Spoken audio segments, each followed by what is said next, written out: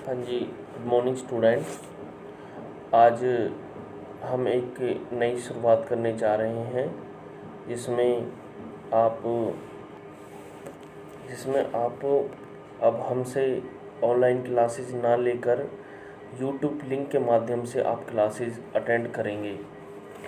और आपकी अटेंडेंस का हमने प्रावधान बनाया है कि आप सभी स्टूडेंट जो भी हैं वो चैट बॉक्स में, जो यूट्यूब का चैट बॉक्स होता है उसके अंदर अपना नेम और रोल नंबर, और जो स्टूडेंट एडिड का है वो पीछे एडिड लिखेगा, और जो सेल्फ फाइनेंस का उस SFS लिख देगा अपना।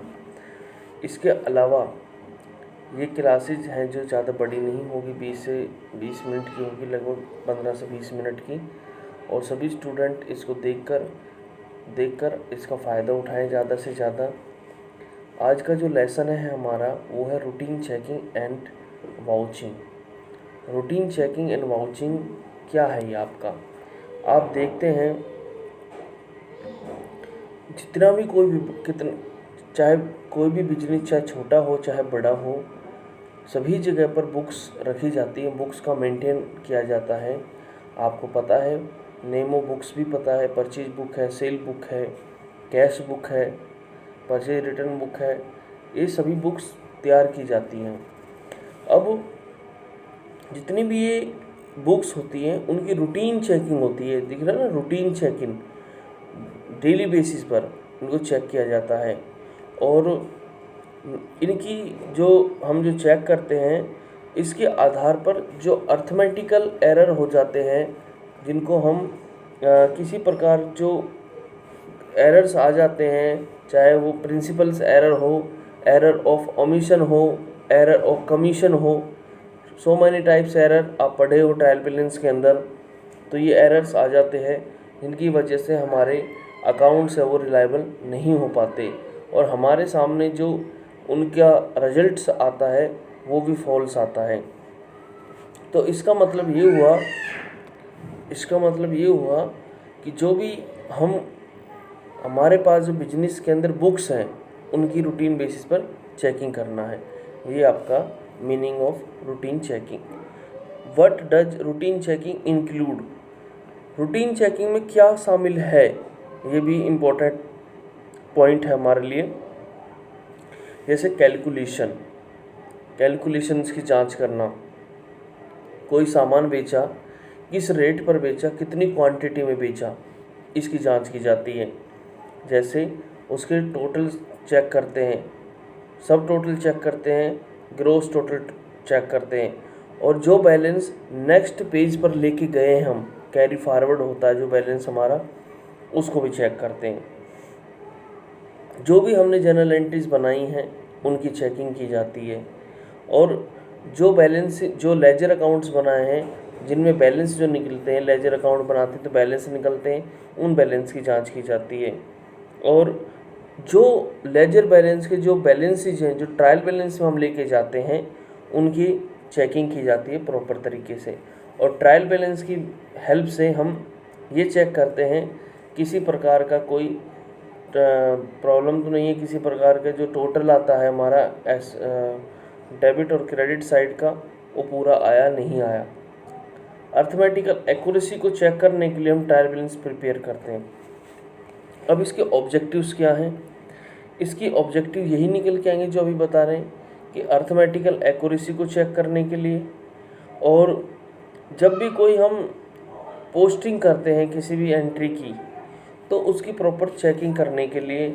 इसके बाद कुछ विशेष चिन्हों का प्रयोग भी करते हैं हम, कि भाई यहाँ से ये हमारे ठीक है, तो उनके लिए कोई पर्टिकुलर साइन यूज करते हैं, और जहाँ पर हमें थोड़ा डाउट लगता है वहाँ पर किसी और पेन का यूज करते हैं, जिससे हमें पता लग जाए कि ये चीज़ें मिसमैच है। अब इसका मतलब ये है कि रूटीन चेकिंग हमारी इस तरीके से की जाती है जैसे आपको बताया है। अब है एडवांटेजेस ऑफ रूटीन चेकिंग। देखिए, रूटीन चेकिंग है जो एक साधारण योग्यता वाले व्यक्ति से कराते हैं हम। ऐसा नहीं है कि इसके लिए बहुत बड़ा कोई हमें CA हायर करना पड़ेगा या बहुत एक्सपीरियंस होल्डर, हमें एक्सपर्ट्स की नीड है, नहीं। सिर्फ हम इस तरीके से एक ऐसे व्यक्ति को यहाँ पर हम लगा सकते हैं जिसको थोड़ी बहुत क्लरिकल अकाउंटिंग की नॉलेज है। जैसे आप अकाउंटेंट देखते हैं, एक अकाउंटेंट जो व्यक्ति होता है उसको अकाउंट्स की नॉलेज होती है, वो इनको चेक कर सकता है। लेजर को चेक करना आप भी चेक कर सकते हो, लेजर में कितनी सेल हुई है, कितना लिखा गया है, क्या उसको अकॉर्डिंग टू प्रिंसिपल उसमें लिखा गया नहीं लिखा गया, तो वो सारे आप कर सकते हो। जिससे हम अभी छोटी मोटी जो भी गलतियां हो जाती हैं ड्यूरिंग द अकाउंट्स प्रिपेयर, तो आप उनको इजीली डिटेक्ट कर सकते हो, आप उनको पकड़ सकते हो। जैसे सिंपल जो रूटीन जांच होती है वो आपकी सिंपल होती है, साधारण योग्यता वाला व्यक्ति भी इसको जांच कर सकता है। और ये ज़्यादातर जो क्लर्क लेवल के अधिकारी होते हैं, कर्मचारी होते हैं, उनके द्वारा किया जाता है। नॉलेज ऑफ अर्थमेटिकल एक्यूरेसी, इसके द्वारा अर्थमेटिकल एक्यूरेसी जो गणितीय शुद्धता होती हैं, जो गणित से संबंधित बातें होती हैं, जैसे जोड़ करना, टोटल करना, ठीक है ना, कैलकुलेशंस करना, ये सब हमारे अर्थमेटिकल एक्यूरेसी में आती है।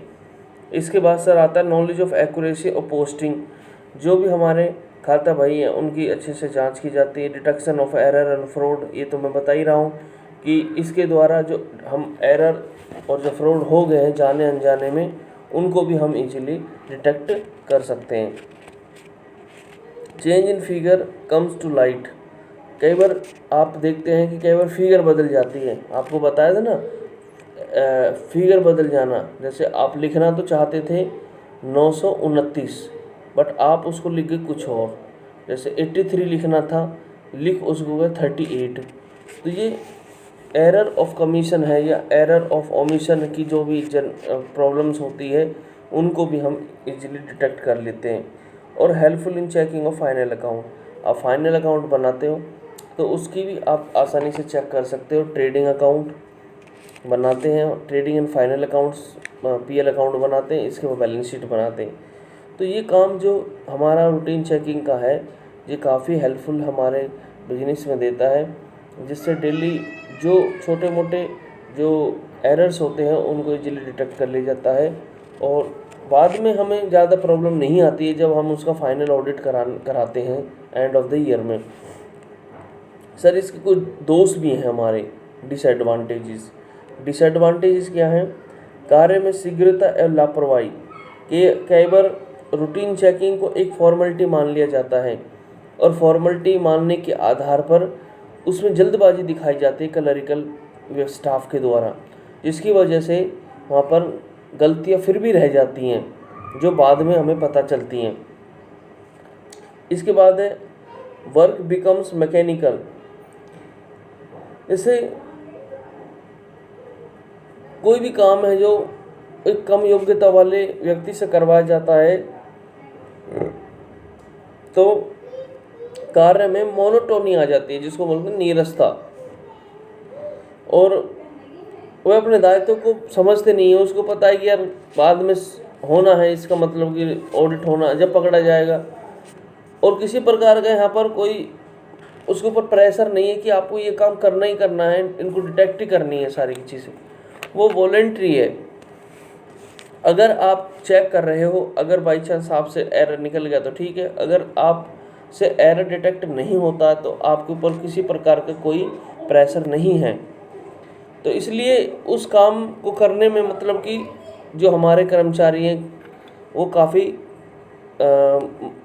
वो इंटरेस्ट कम दिखाते हैं, रुचि कम दिखाते हैं। स्टैंडर्ड रूटीन चेकिंग की कोई निश्चित करना या बहुत कठिन होता है, यह निश्चित करना बहुत कठिन होता है कि व्यवसाय की किसी विशेष परिस्थिति को ध्यान में रखते हुए कि जांच है वो सूटेबिलिटी की सीमा तक अंकेक्षण ही करता है, मतलब कि किस सीमा तक अंकेक्षक करेगा रूटीन चेकिंग। इंटरनल चेक, प्रशिक्षण जांच की सफलता आंतरिक निरीक्षण प्रणाली की व्यवस्था पर निर्भर है, कि जो इंटरनल चेकिंग है, जो रूटीन चेकिंग है, काफ़ी हद तक हमारी इंटरनल चेकिंग के ऊपर निर्भर करती है, जैसे हमने भी लास्ट चैप्टर में पढ़ा था। यदि संस्था की जो इंटरनल ऑडिटिंग है, जो आंतरिक जो निरीक्षण अगर कमज़ोर है, तो इसमें आपको डिटेल्ड रूटीन चेकिंग करने की आवश्यकता होगी कि अगर वहाँ पर आपने प्रॉपर तरीके से सावधानी से काम नहीं किया है तो इसका उद्देश्य है, प्रिसिशन जांच का उद्देश्य है अंकेक्षक को विस्तृत जांच से छुटकारा दिलाना। जो भी हमारा ऑडिटर आता है वो उसकी डिटेल स्टडी से बचाना कि हमारे अकाउंट से वो डिटेल स्टडी ना की जाए, क्योंकि हमने इनका रूटीन चेकिंग के आधार पर जो भी एरर और फ्रॉड है उनको एरर फ्री कर दिया है हमने। तो इस प्रकार ये हम काम करते हैं। और इसके बाद आपका जो नेक्स्ट टॉपिक है वाउचिंग, ये चैप्टर का नाम है रूटीन चेकिंग एंड वाउचिंग। तो वाउचिंग क्या होता है? आप भी बहुत सारे बच्चे बाज़ार से सामान लेने जाते होंगे। कुछ बच्चे तो सामान लेते समय उसका बिल ही नहीं लेते हैं, उसका कोई रिकॉर्ड नहीं लेते हैं कि भाई मैंने आपसे इतना सामान परचेज किया है। बट आप में से कुछ बच्चे लेके आते होंगे सामान और उसका बिल भी लेके आते होंगे और उस बिल को फेंक देते होंगे इधर उधर, क्योंकि उसकी कोई हमारे हाउस होल्ड सिस्टम में बिल की कोई यूटिलिटी नहीं है, ना कोई उसकी नीड है। बट अगर हम कंपनी सिस्टम में देखें, किसी बिजनेस में देखें, तो एक वाउचर है जो उस बिजनेस का एक रीढ़ की हड्डी का काम करता है। वो जितने भी लेखे किए जाते हैं, जितने भी रिकॉर्डिंग की जाती हैं, वो वाउचर्स के आधार पर की जाती हैं। आप बाज़ार में से सामान लेके आते हैं या हम कंपनी का कोई ऑर्डर प्लेस करते हैं, ऑर्डर वहाँ से डिलीवरी के लेके आता है, तो उसके साथ एक वाउचर आता है। वाउचर में जो कंपनी की डिटेल्स लिखी होती हैं और सेलर कौन है, बायर कौन है, दोनों के नाम लिखे होते हैं।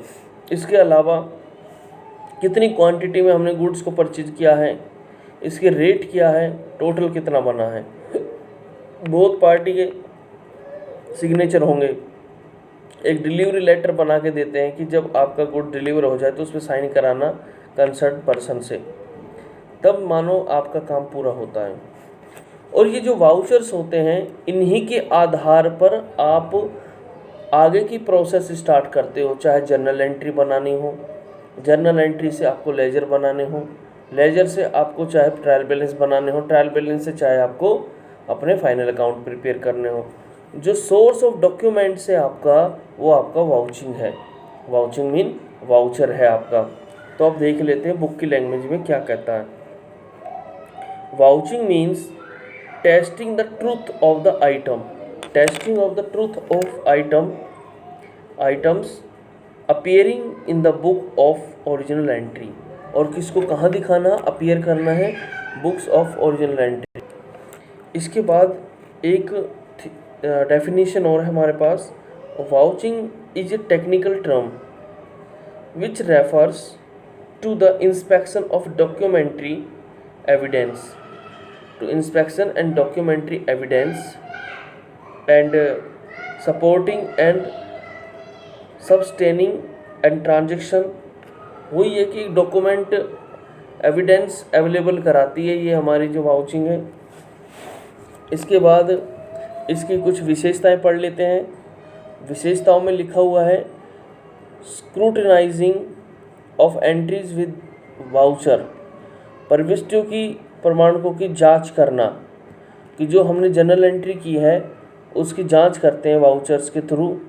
और ये हमने जो जर्नल एंट्री की जाती है, आपको पता है क्रोनोलॉजिकल ऑर्डर में की जाती हैं, जिसके आधार पर जो डे बाई डे की जो जर्नल एंट्री है उनको लिखा जाता है कि आपको आज 1 फरवरी है, मान के चलो 1 फरवरी की एंट्री पहले मिलेगी, फिर उसके बाद 2 की, इस तरीके से उसको क्रोनोलॉजिकल ऑर्डर में लिखा जाता है। इसके बाद पॉइंट है हमारा examination of entries by going behind the transactions. जो हमारे प्रमाणक का उद्देश्य 4 बातों के बारे में आश्वस्त होता है। क्या प्रत्येक लेन देन व्यापार से संबंध है, यानी कि हम जब भी कोई ट्रांजैक्शंस करते हैं तो पहले ये चीज़ देखते हैं कि जो भी ट्रांजैक्शन हुई है हमारी, क्या वो बिजनेस से रिलेटेड है, क्या प्रत्येक लेन देन उचित पुस्तकों में सही प्रकार से लिखा गया है, जो भी ट्रांजैक्शंस हुई है क्या उनकी प्रॉपर तरीके से आपने रिकॉर्डिंग की है, क्या प्रत्येक लेन देन को राशि शुद्धतापूर्वक लिखी गई है, किसी प्रकार का कोई एरर तो नहीं है, क्या प्रत्येक लेन देन किसी उत्तरदायी उत्तरदायी अधिकारी यानी कि रिस्पॉन्सिबल जो हमारे वर्कर्स हैं उनके द्वारा लिखा गया नहीं लिखा गया। और जो अधिकृत यानी कि अधिकृत का मतलब है ऑथराइज पर्सन, जैसे अकाउंटेंट है वो एक ऑथराइज पर्सन है। इसके मतलब जो भी जांच की जाती है उनके पीछे से जाती है। इसके बाद है routine checking is the part of vouching. प्रमाणक के अंतर्गत नैतिक जांच को भी शामिल किया जाता है। जो हम डेली जांच कर रहे हैं, नैतिक जांच कर रहे हैं, उसको भी शामिल किया जाता है। और जो आपका vouching is the backbone of auditing. Backbone of auditing का मीन्स है कि जब भी आपकी ऑडिटिंग स्टार्ट होती है वो वाउचिंग से ही स्टार्ट होती है, वाउचर से ही शुरू करते हैं हम।